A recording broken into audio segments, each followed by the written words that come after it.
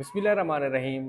Dear students, आज हम नज़्म खड़ा डिनर देख रहे हैं। खड़ा डिनर सैयद मोहम्मद जाफ़री की लिखी हुई नज़्म है और ये मुसद्दस हैत में लिखी गई है।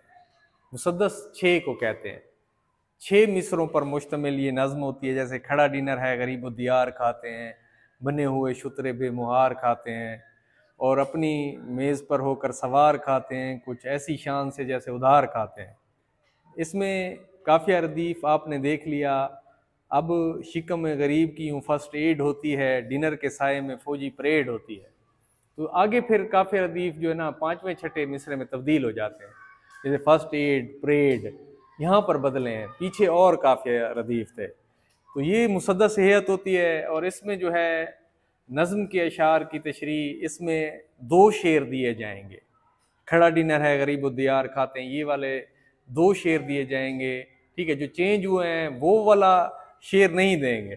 क्यों? क्योंकि इस सवाल की तरतीब होती है 1 + 1 = 8 = 10।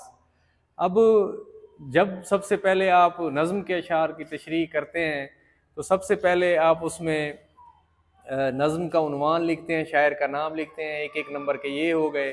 फिर उसमें जो है आगे फिर ये तारुफ लिखते हैं, 5-7 लाइनों का आप तारुफ लिखते हैं। ठीक है, अच्छी अच्छी लाइनें लिख देते हैं।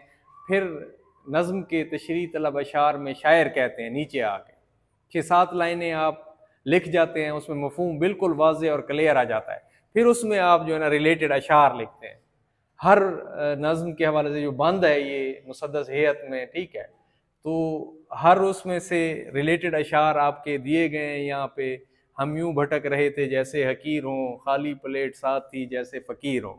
तो इसी तरह जो है ये सारे आएंगे, हो गई कोरमे और कलिए से खाली दुनिया, रह गई मुर्ग पुलाव की ख्याली दुनिया, गोश्त रुखसत हुआ दालों ने संभाल ली दुनिया, आजकल घास की करती है जुगाली दुनिया। तो इस तरह से खूबसूरत खूबसूरत आप अशार लिखेंगे। हर 7-8 लाइनों के बाद आप अशार लिखते जाएंगे।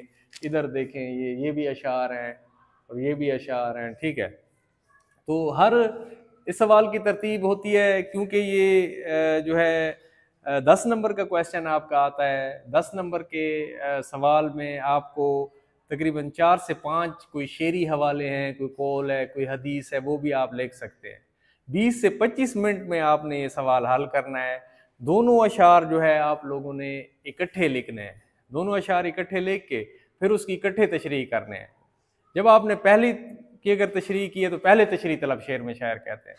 जब दूसरे की है तो दूसरे तशरीह तलब शेर में, ये इकट्ठे करनी है तो तशरीह तलब अशार में शायर कहते हैं। तो आप 20 से 25 मिनट में कितने सफ़े लिख जाएंगे? उसमें आप लिख जाएंगे 1, 2, 3, 3.5, जहाँ तक बस टाइम जो है ना वो आपका मद्देनज़र आपके होना चाहिए, आप उतने सफ़े लिख जाओ। जब आप बंद की सूरत में यहाँ पे 2-3 जिस तरह ये 6 शेर दिए गए हैं, ये 3 शेर दिए गए, 6 मिसरे हैं, ये लिख दें पूरा। 6-7 लाइनें एक सफ़े में ऊपर से लिखी हैं, 6 लाइनें ये लिख दी, 6-7 ये एक पूरा सफ़ा हो गया। फिर आगे पूरा सफ़ा इसी तरह, फिर आगे पूरा सफ़ा इसी तरह। आप देखते जाएं कि आपकी लेंथ खुद ब खुद कैसे मतलब कि बढ़ती है। शॉर्ट टाइम में आप लॉन्ग पेपर कर जाएंगे।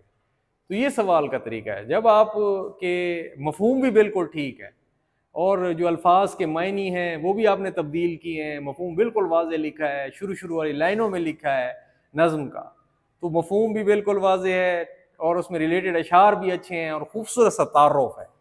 तो आप खुद सोचें इस सवाल में फिर कोई कमी नहीं रह गई। तो ये सवाल जो है वो एक मुकम्मल सवाल हो गया। राइटिंग भी आपकी अच्छी है। चलो, ख़राब राइटिंग वाले बच्चे होते हैं तो साइडों से बिल्कुल ठीक ठीक साफ़ सुथरा लिखें। ठीक है, और 605 मार्कर का इस्तेमाल करें, उसके नीचे कट लगा हुआ हो और एक लाइन फेरते जाएं तो वो कैलीग्राफी हो जाएगी। ठीक है, तो इस तरीके से आप अपने सवाल को खूबसूरत करेंगे, नज़्म वाला सवाल। और माशाल्लाह बच्चों के जो है ना पेपर अच्छे होते हैं। पेपर भी यहाँ पर मौजूद हैं, नज़्मों के भी बने हुए हैं, गज़लों के भी बने हुए हैं, असबाक के खुलासे भी हैं, मज़ामीन भी हैं, बहुत कुछ दिल खाना खुदा के ऊपर मौजूद है। ये एक चैनल नहीं, ये एक तहरीक है, यूँ समझें। इसके ऊपर बहुत सारी चीज़ें उर्दू के हवाले से आपको मिलेंगी, लेक्चर्स मिलेंगे। तो ये लाजमी देखें, जो टॉपर बच्चे हैं ख़ास तौर पे इसी को फॉलो करते रहें तो इंशाल्लाह उनके मार्क्स भी बोर्ड के पेपर्स में अच्छे आएंगे इंशाल्लाह। ओके, अल्लाह हाफ़िज़।